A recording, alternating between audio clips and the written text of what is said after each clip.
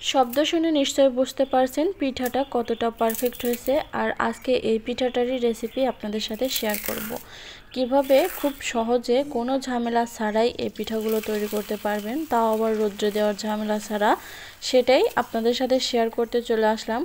আসসালামু আলাইকুম, শাপলা kitchen and ব্লগে নতুন আরও একটি রেসিপি দেখার আমন্ত্রণ জানিয়ে শুরু করছে আজকের রেসিপি।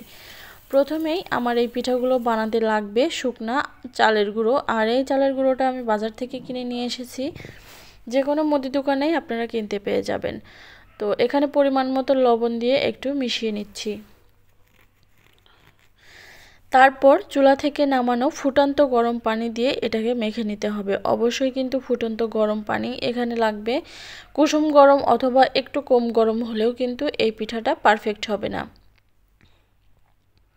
তাই চেষ্টা করবেন ফুটন্ত গরম পানি দিয়ে এটাকে মেখে নিতে। অল্প অল্প পানি দিয়ে এটাকে মেখে নেবেন। একেবারে পানির পরিমাণটা বলা যায় না, কারণ কম বা বেশি লাগতে পারে আপনাদের। মোট কথা সফট একটা ডো তৈরি করতে হবে, একেবারে সফট করে। তো এভাবে একটা পেপার কেটে নিয়েছি, পেপারের উপর একটা ছোট্ট করে পলি বসিয়ে দিলাম, আর উপর থেকে একটু তেল ব্রাশ করে দিচ্ছি। তারপরে যেভাবে খুশি আপনারা ডিজাইনটা করে নিতে পারেন। আমি এইভাবে করে আপনাদেরকে দেখিয়ে দিচ্ছি একটা ডিজাইন। আপনারা চাইলে এভাবেও করতে পারেন, আবার চাইলে অন্যভাবেও গোল করে কেটেও তৈরি করতে পারবেন পিঠাগুলো। আমার চ্যানেলে আরও অনেক ভিডিও দেওয়া আছে, মানে অনেক ডিজাইনের সিরিজ পিঠার ভিডিও দেওয়া আছে, চাইলে সেগুলোও কিন্তু আপনারা দেখে আসতে পারেন। একটু ফুড কালার মিশিয়ে নিয়েছিলাম, সেটা আমি সাইড দিয়ে দিয়েছি, আর সাদাটা মধ্যে দিয়ে দিয়েছি। তাহলে কালারটা খুব সুন্দর আসবে, দেখতেও বেশ ভালো লাগবে। আপনাদের কাছে যদি ফুড কালার না থাকে তাহলে শুধু সাদা দিয়েও তৈরি করতে পারেন। এতে পিঠার স্বাদের কোনো হেরফের হবে না, শুধুমাত্র দেখার সৌন্দর্যের জন্য ফুড কালারটা ব্যবহার করেছি। এভাবে পিঠাগুলো তৈরি করলে কোনো রকম ঝামেলা হয় না, কলা পাতা বা কাঁঠাল পাতার কোনো প্রয়োজন পড়ে না। খুব সহজেই কিন্তু খুব সুন্দর করে ডিজাইন করে ফেলা যায়। তো সবগুলো পিঠা এভাবে তৈরি করে ফেলেছি, দেখতেই পারছেন।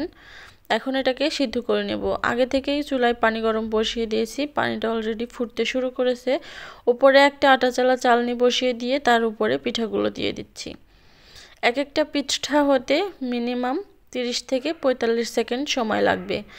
তো 30 সেকেন্ড পরে তুলে নিচ্ছি আমি। আর যদি অনেকগুলো একসাথে দেন তাহলে 1 থেকে 1.5 মিনিট রেখে দিবেন। তো এভাবে পিঠাগুলো সিদ্ধ করে আমি যে রোদ্রে শুকিয়ে নিয়েছি। রোদ্রে শুকালে একদিনের রোদ্রেই শুকিয়ে যাবে। আর যদি রোদের কোনো ব্যবস্থা না থাকে সেক্ষেত্রে ঘরেই 2 দিনে শুকিয়ে যাবে ফ্যানের বাতাসে। দেখতেই পারছেন পিঠাগুলো খুব সুন্দর দেখাচ্ছে, একটাও ভাঙেনি। আর এভাবে পিঠা বানালে কিন্তু একটাও ভাঙবে না। তো আমি কড়াইতে পর্যাপ্ত তেল দিয়ে দিচ্ছি, আর তেলটা যখন খুবই ভালোভাবে গরম হয়ে গেছে তখনই পিঠাগুলো একে একে এর মধ্যে ভেজে নেবেন। এই পিঠাগুলো ভাজতে বা সিদ্ধ করতে একদমই টাইম লাগে না, দেখতেই পারছেন।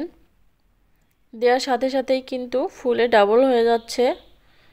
এক একটা পিঠা ভাজতে প্রায় 20 থেকে 30 সেকেন্ডের মতো টাইম লাগে। তো এভাবেই সবগুলো পিঠা আমি ভেজে নেব, যতগুলো প্রয়োজন ভেজে নেব। আর বাকিগুলো একটা কন্টেনারে ভরে সারা বছর সংরক্ষণ করে রেখে খেতে পারবেন।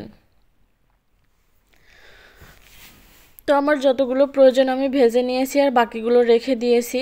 আর দেখতেই পারছেন পিঠাগুলো কতটা সুন্দর হয়েছে।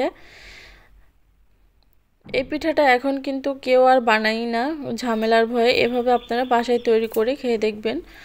তো আজকের এই রেসিপিটা আপনাদের কাছে কেমন লেগেছে অবশ্যই কিন্তু কমেন্ট বক্সে জানিয়ে দেবেন। ভালো লাগলে ফ্রেন্ডস অ্যান্ড ফ্যামিলিদের সাথে শেয়ার করে দেবেন।